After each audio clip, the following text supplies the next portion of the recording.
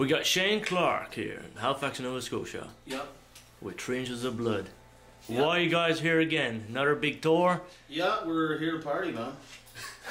Touring on that for probably into the winter at least, you know.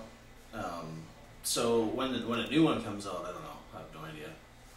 The last time I seen you, you had a beard and stuff. Yeah, no one recognizes me ever. You're invisible now on stage. Nobody knows who you are. Yeah, I can just sort of like. Who's that new guitar player? Yeah, that actually happened yesterday. Some folks in Moncton thought that we had gotten a new guitar player, but unfortunately for them, it's still me. But I shaved my beard off. No, you guys had a video made. Battles and Brotherhood. Yeah. Just came out, you know, a few months after I interviewed you. Yeah. That video is totally unique and looking good. How long did it take to make that video? We did that in a day. In one day? Yeah, we had some friends who are from Vancouver in the film industry. So they, Rick Pod, the director, he pulled a bunch of favors from people he knows in the industry, and everyone came together. Because we really had a very, very limited budget on that for that type of thing, and so, you know, the Viking Society of British Columbia donated the set pieces and everything and all that, but it was more of like a barbarian vibe. Like there isn't like it's not like period piece kind of stuff. It's just, you know, drinking horns and long tables and stuff. But it worked out. It turned out really good. I didn't really know what to expect that day, but. You know, the band's had like pristine too, nice, you know, HD quality, you know, and yeah, you guys look really, totally awesome in this video, you know. Yeah, thanks. I'm happy with the way it turned out. Yeah. Would you say that YouTube is helping you guys out with this video at all? Absolutely. You know, YouTube is a great, it's a great outlet for a million different things. You know, videos being one for bands. So. There's really no such thing as video shows on TV anymore. You know, when I was a kid, Much Music, the Power Hour was at least on once a week, and we saw new metal videos and stuff. But yeah. Now it's way more on demand. You can watch metal videos for months on YouTube. You know, never ends. So it's cool. Another thing too, your guitar tone. I see you got the old Marshall stacks and stuff. Yeah. You know, what's the series of the head you're using? I use a 1973 Marshall JMP, and it's it was at a time where Marshall, just the way they made them at that time, were very they were like what you call point-to-point wiring, and it's just it's a classic amp for a reason. You know, it's just a great sounding amp for. Is that your dream amp in a sense? Yeah, it is. I've had it for like 12 years, and I've had other amps, but I always use that just because nothing really for the sound I want to hear in my head I can get with that. So for everybody. And when you're on tour and stuff, it carries out good. It doesn't break. It breaks for sure, but you know, you maintain them as best as you can. But being an older tube amp, yeah, you know,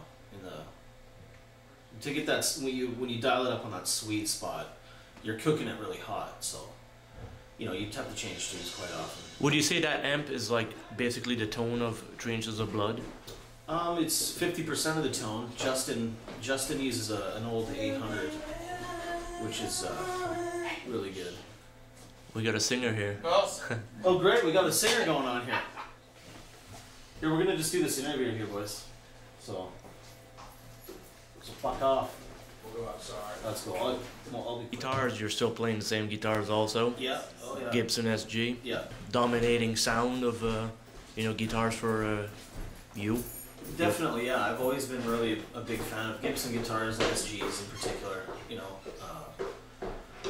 I just like the scale length that Gibsons are at, and I like humbucking pickups, and you know, like it's a shorter scale than say a Strat or something like that. So. In guitar speak, I have little, or in layman speak, I've got like set sausage length little hands, so the smaller scale facilitates me better. But I just, you know, I love, even before I started playing guitar, I loved SGs because of Angus Young and, you know, Tony Iommi. For sure. How's the hearing to these days? You guys play really loud. Just that, you know. Yeah. It's fine. You know, like live I don't like to wear earplugs, but when we practice I always wear earplugs. Okay. But yeah, the volume issue, it's got to be loud. You guys are one of the loudest bands, I presume. Maybe. I mean, we play loud. Certainly, you know, years ago we had a tour. We did a certain amount of dates in Canada with Motorhead, and that was a really big learning experience. You know, for me personally and the band. In volume. In volume, and just how a real band operates, and seeing how like the pros do it. And all across the board, we learned lessons every day. And one of the things was just Marshall stacks cranked, as opposed to a band that say uses amps that are off stage and they use in-ear monitors and stuff. It sounds great from the front, but really there's no power coming from the front. And I also like to feel the power behind me when I'm playing. Yeah. You know, the speakers pushing air. And that's, to me, that's just what rock and roll and heavy metal is all about. It's just your ears don't bleed or nothing like that. Amps. Oh no, no. But I see also you play the double stack. Yeah. You know, you don't find that way too powering in your ears? No, I don't really use the stack for volume, because I could probably get the same volume out of one cab, but I just like, I do it for, it's more of a tone issue. You know, the more speakers there's more frequencies coming, because no cab, you know, sounds exactly the same. So you're pushing, you're just getting more frequencies, and I like the sound better. Music today, who you're listening to? Like on tour, you must get CDs here and there given to you. I do get CDs given to me. I really stick to stuff that I'll really get obsessed with certain things here and there. Like right now, I listen to Tom Waits a lot, because there's so much music he made that I'm always discovering something new. Mm-hmm. I listen to like Pig Destroyer and Cephalic Carnage. Those are two of my favorite metal bands. And Soylent Green, I listen to Goat Whore, who we're touring with right now. Yob is another band I like a lot. I listen to Jerry Reed. He's a great guitar player from the 60s and 70s.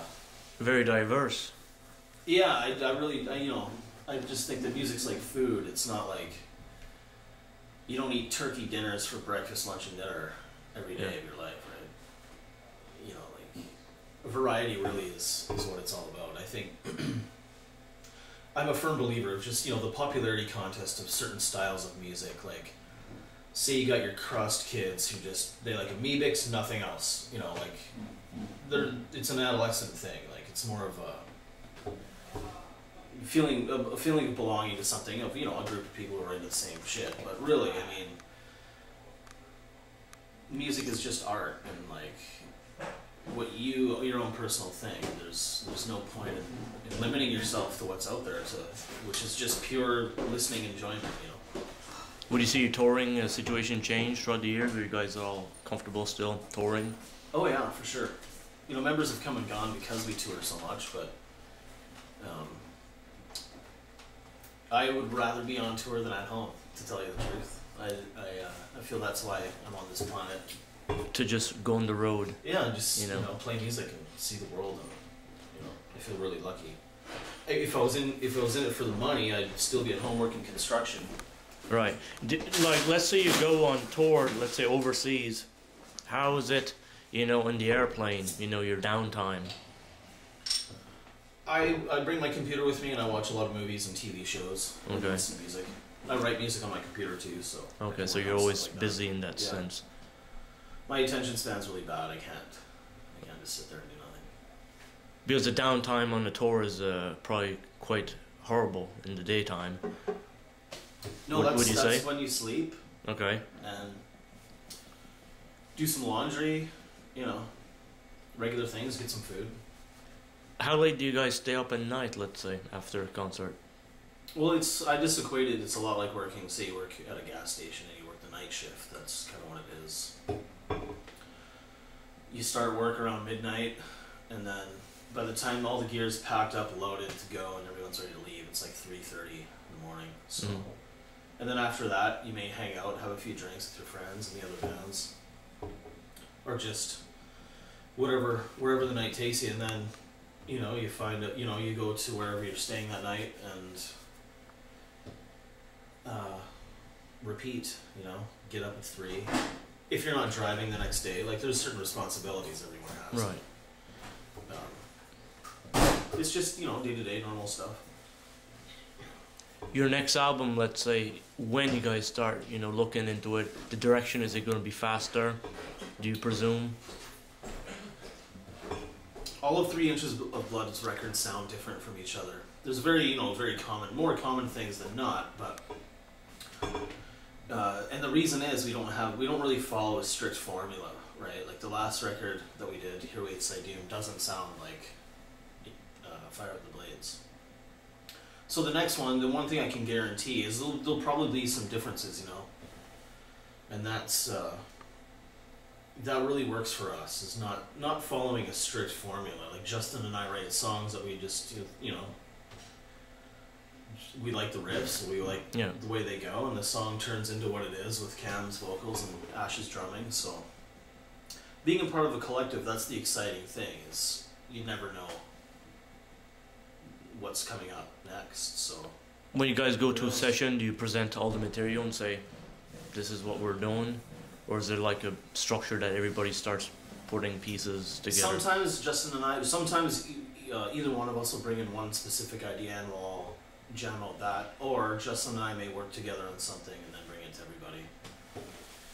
everybody. Sometimes I'll, you know, write the whole song and I'll program the drums and give Ash a pretty good idea of what I want the drums to sound like, and he'll do what he does because he's a drummer, not me. Mm-hmm. And then, you know, it's pretty loose. There's not a strict songwriting thing we stick to. Well, Shane, welcome back to Nova Scotia. Halifax. Yes. This venue we're playing here tonight. Paragon Theatre. Paragon. It is really one of my absolute favorite venues in Canada because it sounds so good, and the fans here just, you know, go crazy. So we're in Halifax at the Paragon. You got to come to Halifax more often. Yeah. Well, we were here in October. And we had such a great. The string of shows in the Maritimes were so good. We wanted to come back as soon as we could, just because, you know, we don't come out here enough, I think. Yeah, I just, you know, we're a Canadian band. It's important to us to play all of Canada. Yeah. You know, because that's where we're from.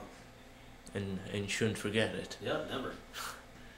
Excellent, Shane. Thanks again. Yeah, no problem. And you kick ass tonight. Fucking rights. See you in heavy metal land. 3 Inches of Blood.